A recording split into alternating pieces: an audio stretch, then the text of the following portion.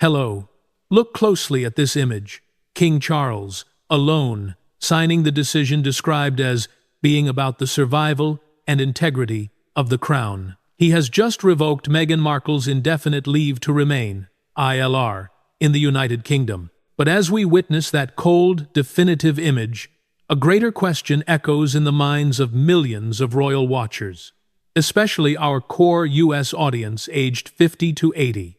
How could King Charles, who saw and endured the biggest tragedy of his mother's reign, Queen Elizabeth II, allow the most painful, systemic mistake in recent royal history to be repeated? This is not merely an administrative decision, a legal maneuver, or a personal vendetta. This is the reenactment of a deep, institutional psychological scar.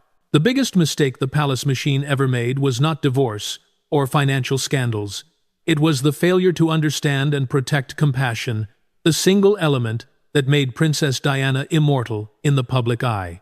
For our viewers, who value authenticity and human connection, this action feels like a profound betrayal. Our initial deep dive analysis clearly showed that the decision to ban Meghan was based on a comprehensive secret study assembled into a dossier, meticulously detailing Meghan's behavior as detrimental to the crown's interests. This was a systemic move, carefully planned by legal, constitutional, and communications advisors. Simply put, it is the palace machine launching a desperate, existential defense, prioritizing law over loyalty and blood. But let us recall, what did this same palace machine do to Diana? It was those same entrenched advisors, those silent walls, and those rigid principles that could not tolerate a woman who deviated from the traditional script. Diana was the first outsider to challenge the institution's perceived coldness and dryness with human warmth and vulnerability. Meghan, 3 decades later,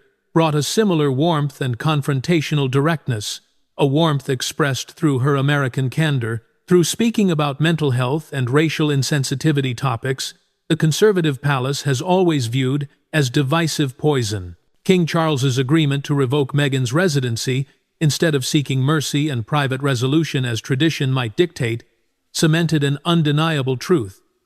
In the war between the institution and the individual, the institution always wins legally, but it decisively loses the emotional legacy. The price the monarchy pays for this victory is audience trust.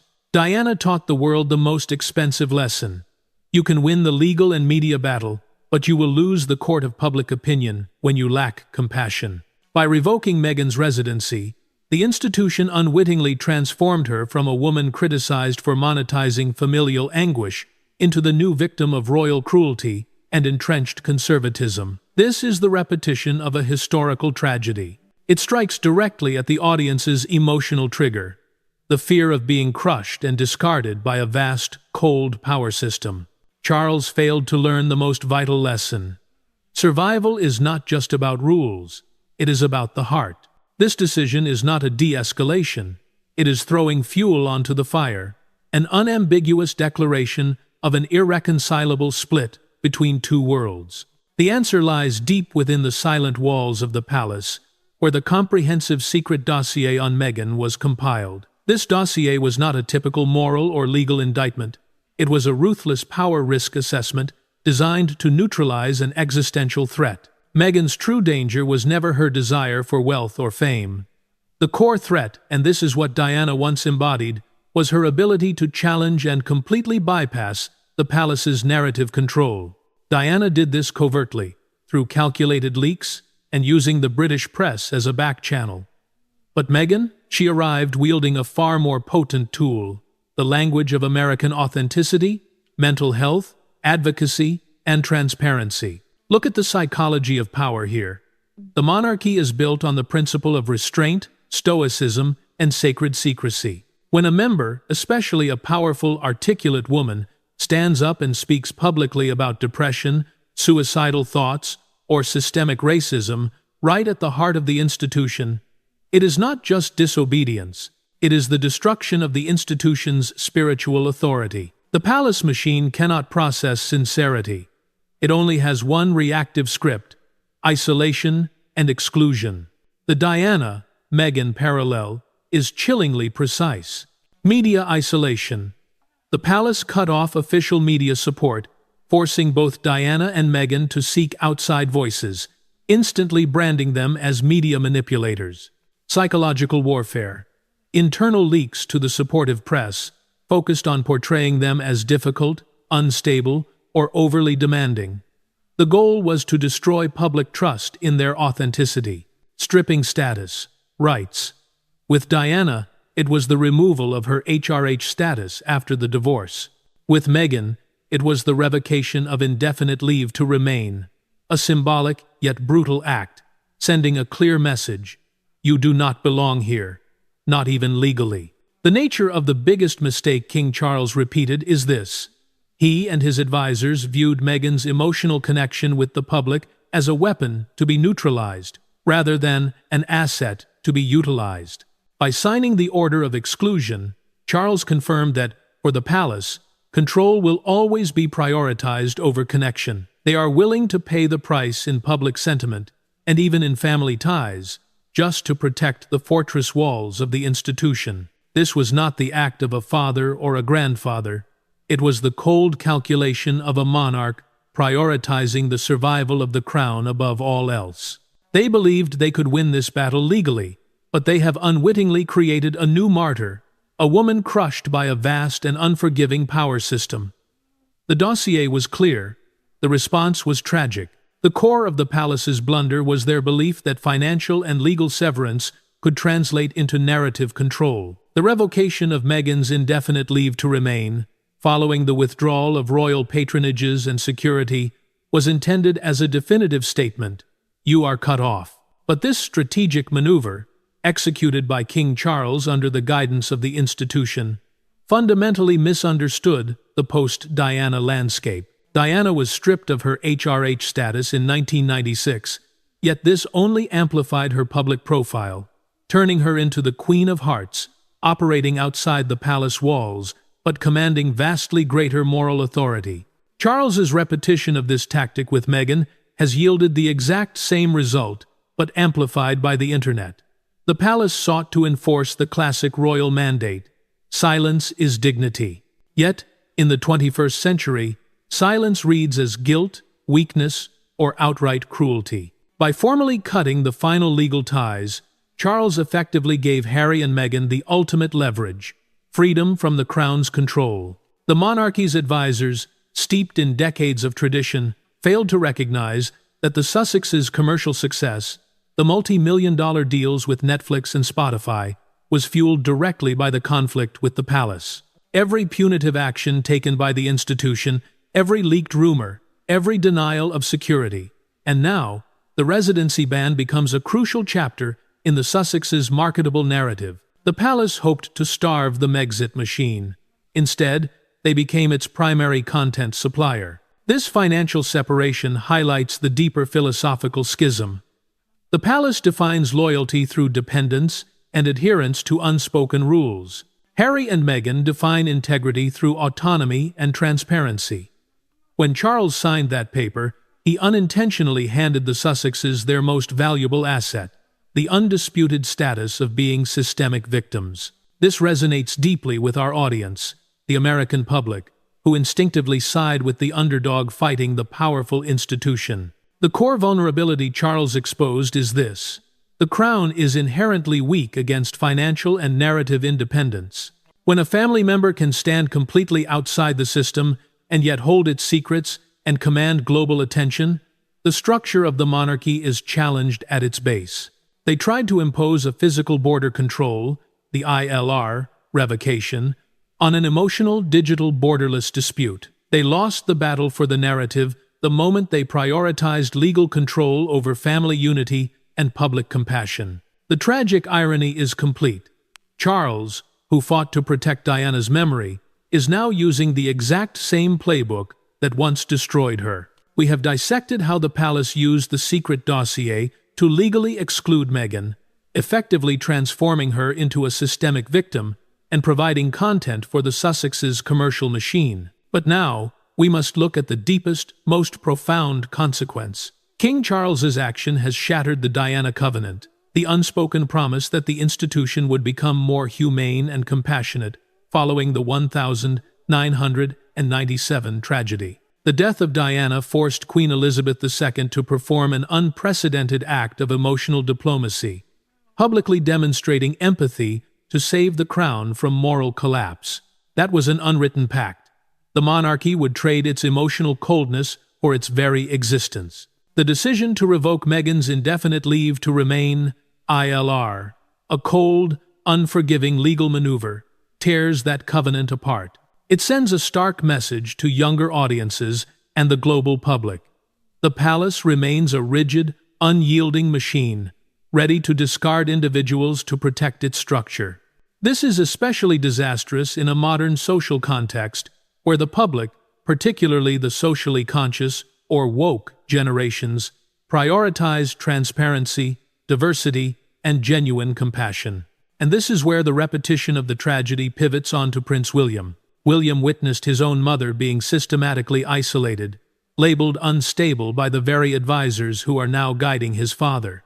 William was in the unique position to stop this loop. He could have demanded mercy, reconciliation, or at least a private solution for his brother. Instead, William's complicity through silence, his tacit approval of his father signing this exclusion order, demonstrates he is walking the exact same path his father once trod King Charles in his youth. William has chosen absolute duty over family. The critical public understanding, forged after Diana's death, is that duty must encompass compassion. By failing to protect his brother's wife, who is undeniably reliving elements of his mother's public persecution, William is squandering the moral authority he inherited from Diana. This coldness, embodied by Charles's legal action and William's silence, does not just remove Meghan. It pushes back the modernization of the monarchy. It reaffirms that no matter who you are, if you bring an American style of direct confrontation and emotional transparency, you will be deemed a threat. This is a failure of legacy. Charles, having lived his entire life under the institution's control, could not escape his role as a product of that system. And William, the anticipated modern future king, is being drawn into the same rigid, defensive logic, damaging his personal image and that of the crown. This action is not just a family matter. It is proof that the survival of the institution still demands emotionless sacrifice.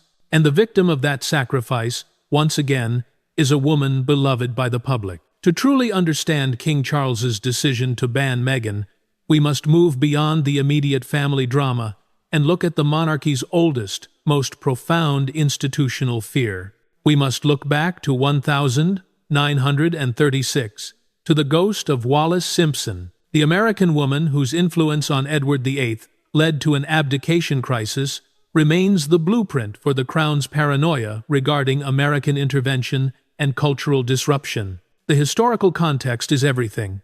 Wallis Simpson represented not just a scandal, but the introduction of a dangerous external social and moral code that challenged the Crown's constitutional and religious foundations. She was the original outsider, who nearly tore the monarchy apart. Meghan, in the palace's view, is the sequel, but far more menacing. Wallis's threat was about adherence to rules. Her divorcee status violated the established church laws. Meghan's threat, as detailed in the secret dossier, is about challenging the rules she demands, transparency, talks openly about mental health, and uses American candor to expose the system's flaws. The palace can navigate rigid rules. It is completely paralyzed by genuine emotional honesty and digital connectivity. The revocation of Meghan's indefinite leave to remain is the palace's attempt to use a Wallis-era punishment, banishment, and isolation on a Meghan-era problem, narrative independence. It is an anachronistic, doomed response. When Edward VIII was exiled, his influence was curtailed by geography and media control. Today, banishment merely strengthens the global, digital platform of the Sussexes. The palace fears the Hollywoodization of the crown. Meghan, through her Netflix deals and podcasts, is transforming the royal experience, the very concept of duty and service, into marketable content. For the monarchy, which cloaks itself in mystique and tradition, this commercialization is not just offensive, it is seen as profanity. It reduces the divine right to rule into a reality TV show, robbing the monarchy of its essential, intangible value. Charles, having been indoctrinated by this history, is responding to a psychological trigger far older than Diana's tragedy. He is responding to the trauma of 1936. By signing the ILR revocation, Charles acted not as a modernizing king, but as a king driven by the deepest, most defensive instincts of his ancestors. To expel the American exception, the foreign element, that threatens the very core Britishness of the throne. This move confirms that the monarchy still views itself as inherently fragile, constantly under siege from modern, external forces. It is a desperate reaffirmation of control that ultimately highlights its own crippling vulnerability. The Crown, in its attempt to distance itself from Meghan's American style, has only proven that it still fears the ghost of Wallis Simpson, and that fear dictates its most critical and ultimately self-destructive strategic decisions. We must shift our focus from the emotional fault lines within the family, Charles's failure and William's silence, to the true engine of this tragedy, the shadow monarchy. This is the permanent, unelected infrastructure of courtiers, constitutional lawyers, and communications strategists known fearfully inside the palace as the men in gray suits. King Charles, despite his title, is not the sole author of the ILR revocation. He is merely the instrument of a deep, institutional self-preservation mechanism. This shadow monarchy views its primary purpose as protecting the integrity of the crown against all threats, both external and internal. Their analysis is cold and purely strategic. For them, the Sussexes had evolved from a PR problem into a severe constitutional liability. They saw Harry's tell-all books and Netflix documentaries not as commercial ventures, but as a direct Republican platform, actively eroding the public's perception of the monarchy's mystique and dignity. The revocation of Meghan's legal right to remain was not primarily a personal snub, but a calculated piece of constitutional surgery. It was mandated by the shadow monarchy to ensure that Harry and Meghan could never establish a rival court or a permanent, legally entrenched platform linked to the British state. If Meghan had secured her ILR, the argument goes, it would have given them a formal, legal toehold in the UK, complicating future restrictions on their activities and statements. The internal thinking among the senior courtiers, rooted in the rigidity of the Queen Mother's era, was simple. Total geographic and legal separation ensures total constitutional safety. They reasoned that while they could not control Harry's speech, freedom of expression, they could control his and his wife's physical and legal access to the kingdom, effectively neutralizing their symbolic power base within the UK. This confirms the palace's view of the Sussexes. They are not just estranged family, but state risks. Charles, who has spent decades seeking to modernize the monarchy and shed the image of his predecessors, found himself trapped. The shadow monarchy presented the ILR revocation as an existential necessity, painting a picture of constitutional instability if the Sussexes were allowed to retain UK legal ties while actively profiting from familial anguish. His ultimate failure is not personal cruelty, but institutional obedience. He prioritized the voice of the permanent monarchy over the voice of his own conscience and family. This decision proves a chilling truth for royal watchers. The individual monarch's power is subordinate to the collective, self-protecting will of the firm. Charles may be king, but the shadow monarchy dictates the rules of engagement for survival, particularly when facing a threat that echoes the constitutional instability of the 1930 seconds. He was reduced to the role of a mere signatory, carrying out a preemptive legal banishment mandated by men who value structural integrity above all else. The final layer of tragedy in King Charles's decision to ban Meghan through the ILR revocation lies in the sickening irony of its moral justification. Ostensibly, the permanent separation, mandated by the shadow monarchy, is meant to protect the integrity of the crown and, by extension, protect the future generation. Specifically, Prince William's children from the damaging precedent of half-in, half-out royalty. Yet Charles, the man who spent his life feeling emotionally exiled by the very system he now commands, has weaponized legal exclusion against his own grandchildren. This decision is the ultimate, self-inflicted wound upon the familial continuity of the monarchy. The revocation of Meghan's legal residency status directly and psychologically severs the most tangible ties that Prince Archie and Princess Lilibet maintain with the United Kingdom. This ensures their fate. They will grow up entirely outside the institutional fold, permanently branded as the excluded line.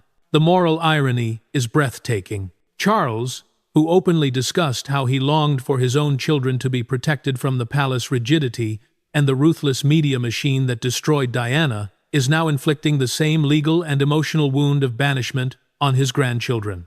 The palace, driven by the fear of a constitutional rival, is willing to pay the price of deliberately, structurally disowning blood relatives in perpetuity. The impact on the line of succession is clear. By completely separating Harry's family, the monarchy attempts to simplify the hierarchy and prevent future ambiguities. But in doing so, they have unintentionally created an exiled, politically charged rival narrative. The memory of Meghan's legal exclusion will become a permanent, toxic footnote for Archie and Lilibet, ensuring the feud is generational. This banishment guarantees that Harry's children will forever carry the banner of the oppressed outsiders in the global public eye. This is the failure of the heart replacing the failure of the rulebook. While the shadow monarchy can justify the move with legal paragraphs and constitutional necessity, the public sees a family tearing itself apart, choosing structural preservation over love. The greatest cost of the banishment is not the financial fallout, but the deliberate generational exclusion of close blood relations. This action proves that, when pushed to the limit, the Crown's internal mechanism will always sacrifice its own continuity and future emotional well-being to satisfy its demand for absolute structural control. The legal exclusion of the mother is the permanent emotional exclusion of the children. It is the cold, final price of Charles's tragic repetition. We have established the procedural failures, the secret dossier, the constitutional panic, and the generational cruelty. Now, we must analyze the catastrophic failure of the monarchy's communication strategy, the fatal miscalculation that King Charles has repeated from the Diana era, the sympathy gap. The palace believes it can win a war of facts.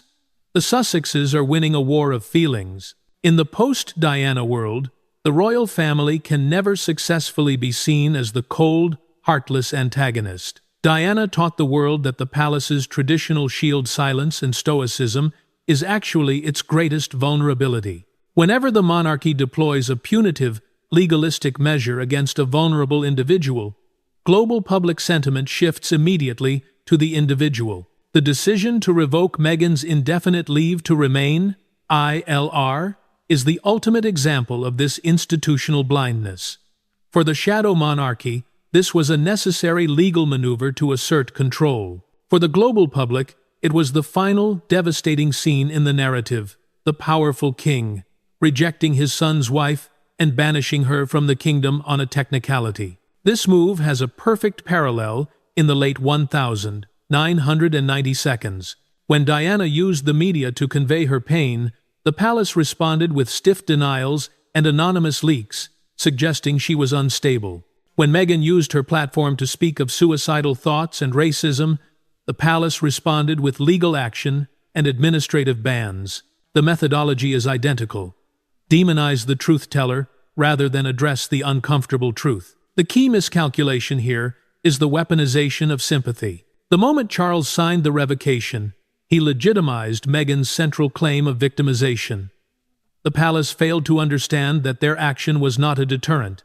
It was validation. They gave Meghan the final, undeniable proof that the system was indeed actively working to exclude and punish her, reinforcing her standing as the crusader for truth against a morally bankrupt institution. This strategy is particularly toxic for the monarchy's appeal to the American audience. We instinctively support the underdog, the individual fighting the colossal system. When the Crown acts with the cold rigidity of a legal department, prioritizing an ILR filing over a family relationship, it confirms the worst suspicions of the American public, that the institution is antiquated, unfeeling, and ultimately cruel. The result is that the monarchy has been reduced to the antagonist in its own story, supplying the Sussexes with the emotional climax they need to justify their projects.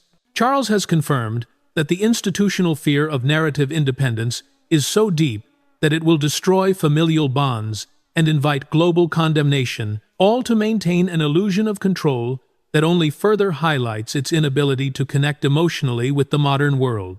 The battle for the crown is no longer constitutional. It is a battle for the public's heart, and by repeating the Diana blunder, Charles has ensured the palace is losing that heart decisively. We now turn to the ultimate destructive consequence of King Charles repeating the institutional blunder, the accelerating erosion of the monarchy's future viability. The emotional distance, the cold rigidity, and the legal finality displayed by the crown, culminating in the revocation of Meghan's legal residency, are directly contributing to the rise of Republican sentiment across the globe. The problem starts with the royal bubble. Charles, having spent his entire life inside the insular world of royal protocol and institutional advice, is emotionally incapable of grasping how the banishment looks to the outside world. He prioritizes the internal comfort of institutional control over the vital necessity of public connection. His decision to banish Meghan is an act of self-soothing for the institution, but it is perceived by the public as an act of fundamental heartlessness. This cold, legalistic response provides the perfect, irrefutable evidence for those advocating for a republic. Republican arguments are simple. The monarchy is undemocratic, unaccountable, and financially burdensome. Charles's actions add a moral and emotional layer to this critique. The institution is unfeeling, incapable of human kindness, and fundamentally unjust. The banishment serves as the ultimate Exhibit A, confirming that the system will always prioritize rigid rules over the well-being of its own family members. Furthermore, this decision is a strategic blunder of global proportions due to the Commonwealth effect. The monarchy's future relies heavily on maintaining goodwill across the Commonwealth, many nations of which are already debating becoming republics. The deliberate exclusion of a biracial, articulate member who speaks openly about diversity and race severely damages the crown's standing among these nations. Charles's attempt to shore up the British core of the monarchy inadvertently accelerates its disintegration across the world, confirming the suspicion that the institution remains an outdated symbol of colonial exclusion. The generational divide is also key. Younger generations already view the monarchy as a symbol of outdated exclusivity and inherited privilege. Charles's repetition of the Diana mistake against Meghan, the outsider who tried to modernize the system with transparency, does not sway these young audiences. It confirms their existing bias. It proves that the institution, despite decades of PR efforts since 1997, is fundamentally unreformable. The tragic irony that will define King Charles's legacy is this: his attempt to ensure the monarchy's survival through control, legal banishment, and the preservation of its mystical facade is the very action that will hasten its decline. By making the monarchy morally and emotionally irrelevant in the 21st century, he has gifted his opponents, the Sussexes and the Republicans, the moral high ground and the perfect narrative for its eventual demise. The cold palace has sealed its own fate. We have reached the inevitable conclusion of this tragic analysis. King Charles repeated the palace's biggest mistake, not out of malice, but because the institution forced him to choose between the survival of the crown and the preservation of compassion.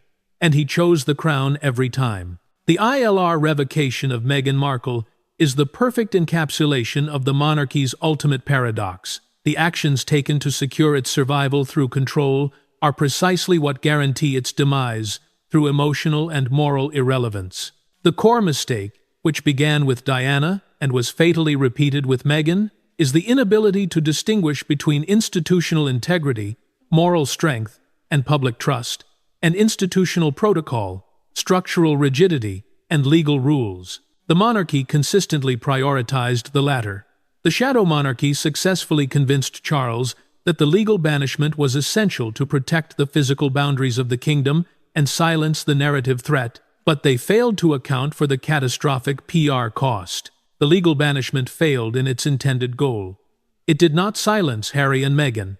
It validated their narrative of systemic victimization and handed them the moral high ground. It did not protect the crown's dignity. It tarnished it permanently with the stain of cold, calculated cruelty. It was a 20th century solution to a 21st century problem, a desperate, backward-looking defense driven by the fear of Wallis Simpson's ghost. The final legacy of King Charles I may be defined by this act of exclusion. He was tasked with being the bridge builder, the sovereign who would modernize the monarchy for the 21st century after his mother's death. Instead, he has reverted to the most toxic default setting of the system that wounded him in his youth. By allowing the cycle of banishment and emotional violence to continue, Charles confirmed that he could not escape the role of a product of the very institution he rules. He chose to be the monarch over the father and the grandfather, sacrificing the generational connection for the illusion of constitutional security. The tragedy for the monarchy is that its survival depends on emotional resonance, not legal statutes. Every time it chooses control over connection, it alienates the next generation and weakens its claim to cultural relevance. The final verdict of the public court is clear. The Crown is operating on a transactional basis, loyalty in exchange for absolute obedience, a transaction that the modern world is increasingly unwilling to accept. The question for the future is not whether the Sussexes will return, but whether the monarchy can survive this self-inflicted wound. Can Prince William break free from the inherited script that destroyed his mother and is now poisoning his father's reign? Or will the monarchy continue its slow, stately march toward obsolescence, proving that its final, greatest enemy was not the media, not Republicans, but its own crippling inability to embrace humanity and compassion?